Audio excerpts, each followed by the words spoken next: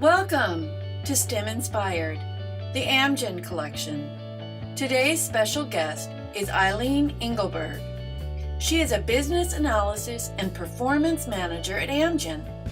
Listen and be inspired.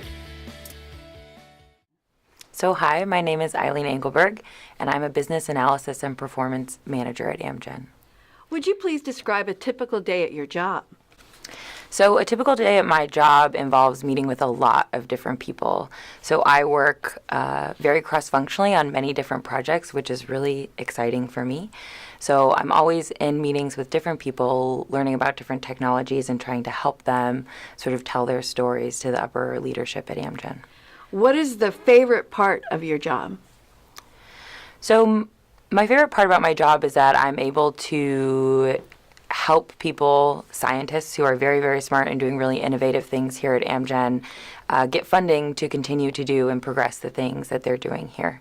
So a lot of times my job involves taking really complex and hard to understand stories and distilling them down into exactly what senior leadership needs to know here to be able to decide if it's something that we want to move forward with and keep funding or not.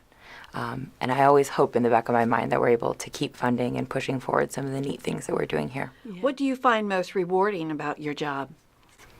So besides just the fact that I'm able to help a lot of people here, I really like that I am on the forefront of innovation at Amgen, and I get to see a little bit ahead of the game where we're going and some of the new things we're investing in. And I like that I get to help push the company forward into doing new things and not just staying in the status quo. Cool. Has that changed over the years? So I'm new to Amgen, and before I came here, I was actually academic scientist. So I did research in the lab. And so I think that where the biggest change for me has occurred is that before I was sort of doing a lot of research just to learn new things about how the body works, what causes disease. And now in my job at Amgen, I'm able to do work that I know will directly affect patients and help make people's lives better. When you were young, what did you dream of being someday? I love animals, and so I really wanted to be a veterinarian. I think I had that dream for maybe like 5 years, and then I turned 10 and realized that it probably wasn't going to happen, but that's really what I wanted to do. Would you tell me briefly how you decided on doing what you do now? Yeah, so I sort of alluded to it earlier, but I was an academic scientist. I did Alzheimer's research and breast cancer research and schizophrenia research, and I love that. I think the human mind is so fascinating, and it's something that I'll always be interested in. But I just sort of felt like we were doing work for the sake of doing work, and so I decided that I wanted to move into the biotech industry and move into industry as opposed to academia, because we have to do something that's beneficial for people or else we won't make money. And while it's a little controversial that we're trying to make money off of, people's health, I like that we're forced to do something that matters and that has a benefit. What age did you start becoming interested in these technologies? Yeah, so I think it was when I was in high school. I was listening to a Radiolab episode, the podcast, back when it was like this, I think it was maybe even their first season. So I was, I think, my second year of high school, and they had an episode on decision making and how we as people, sort of physiologically in our brain make decisions. And I thought it was just so fascinating. And I knew after that I wanted to do something with the human mind. And so when I went to college, I studied neuroscience. Who was, or still is, the biggest influence in your life? My mom. So she's an incredibly smart computer scientist. She has a PhD and raised me to think that, women can be absolutely as smart and as independent as they want to be, and that they should be that way. And she's also the person who introduced me to so many things that just sort of fostered curiosity in my life. So that Radiolab episode that I listened to was something that she showed to me. We were always sort of going on fun field trips, going to art museums, going to botanical gardens, and she just sort of never let me not be curious and not explore. And I think that that's something that benefits me all the way up to today. Mm-hmm. What do you wish you had known before starting your profession? So I think that maybe not something I would have known, but something I've realized that's helped me move forward is that grades aren't everything.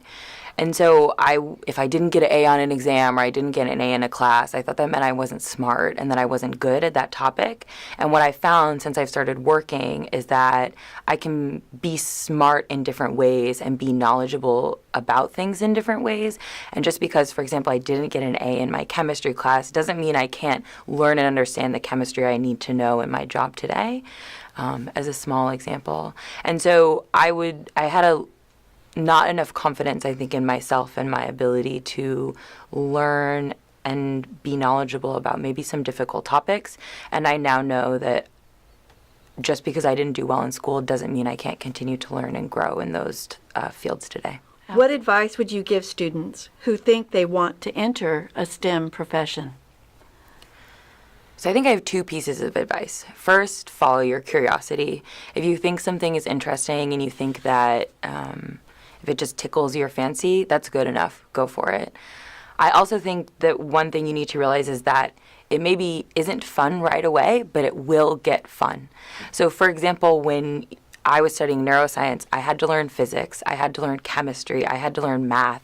And learning those three things individually felt tedious sometimes. I didn't always like it. But then in the end, when you have a deep understanding of physics, chemistry, math, physiology, and you can use that to start making hypotheses about what's going wrong in the brain or how we can fix those things, it gets really, really cool and really exciting. And so sometimes you do sort of have to slog through the kind of boring stuff, but once you understand it, what you're able to do with it when you apply it is amazing.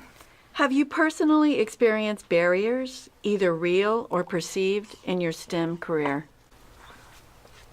I think I've experienced both. So I alluded to earlier how I sort of had self-doubt a little bit about my ability to excel and be smart enough to be good in neuroscience. And that was, I think, a personal barrier and one that just through experience I was able to sort of gain confidence in and get over. Why is it important to establish and encourage an environment which fills STEM careers with diverse individuals? So I have a very specific answer for this that's, kind of based off of my role in healthcare, but I think that we've done a really good job as, physicians and in the biotech industry of curing and finding solutions for a lot of diseases. But what that means is that the ones that we have left are all the really hard ones and the ones that are really complicated and hard to solve, in particular Alzheimer's, right? Mm-hmm. And I think in order to solve these problems or tackle these really, really complex diseases, it's going to take a lot of new innovation, a lot of new technology, and a lot of sort of time and failure. And that in order to come up with all those innovative ideas and technologies, we're going to have to think outside of the box as an industry. We're going to have really diverse teams of people who aren't just from, medical backgrounds, but who have computer programming ideas or who understand many, many different aspects of, just everything about human society, and that those diverse teams are going to be the only way that we're going to be able to find cure for these diseases. Absolutely. Thank you so much, Eileen, for coming this morning. I appreciate it. Yeah, thank you for having me.